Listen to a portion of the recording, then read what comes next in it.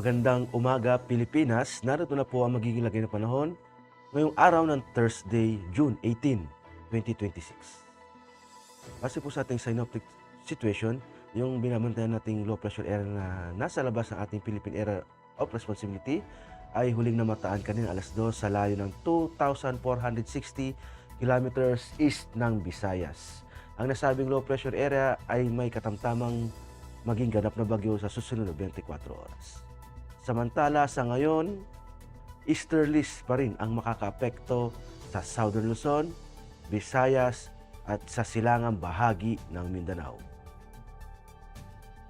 Dulot nga ng easterlies at mga localized thunderstorms sa buong Luzon, sa buong Visayas at sa buong Mindanao ay makakaranas ng bahagyang maulap hanggang sa maulap na papaurin na may pulupulong pagulan, pagkidlat at pagkulog. At para naman sa flight level wind chart, makikita natin dito sa 925 hectopascal, nagmumula ang hangin sa may kanluran at ang lakas ng hangin sa umaga hanggang hapon ay aabot ng hanggang 36 km per hour dito sa parte ng Southern Luzon at silangang bahagi ng Visayas at dito rin sa parte ng northern part ng Mindanao. At pagdating naman dito sa 850 hectopascal, makikita natin na nagmumula din ang direksyon ng hangin sa may silangan at yung lakas ng hangin ay magmumula dito lalo sa hapon sa may kanluran at sa silangan bahagi ng bansa na aabot ng hanggang 36 km per hour. At pagdating naman dito sa 700 hectopascal, yung lakas ng hangin ay aabot dito sa may parte ng Visayas at Mindanao na ang lakas nito ay aabot ng hanggang 36 km per hour. At pagdating naman sa 500 hectopascal, makikita natin dito sa buong bansa ay aabot ng hanggang 36 km per hour at mayroong pagbugso naman dito sa may parte ng northern part ng Bicol region na aabot ng hanggang 54 km per hour.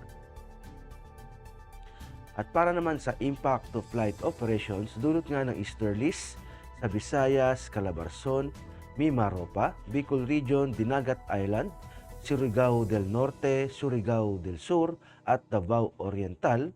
Dulot nga ng easterlies, ang main hazard nito ay yung warm and humid air from the Pacific na nag-enhance sa mga convective activities. Ang impact nito sa rotary, localized thunderstorms and light turbulence may briefly affect ng operation nila, especially sa inland at sa hapon.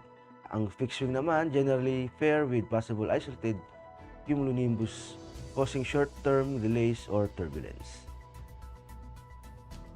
Sa Metro Manila at sa labing bahagi ng bansa, dulot ng mga localized thunderstorms. Ang main hazard nito yung afternoon convective development na nagpo-produce ng mga heavy rains. Ang impact nito sa rotary, downburst strong gust and reduced visibility, significant hazard, avoid flight in cumulonimbus activities. Sa fixing naman, severe turbulence and wind shear, likely during arrival or departure, aircraft may experience temporary delays or diversion.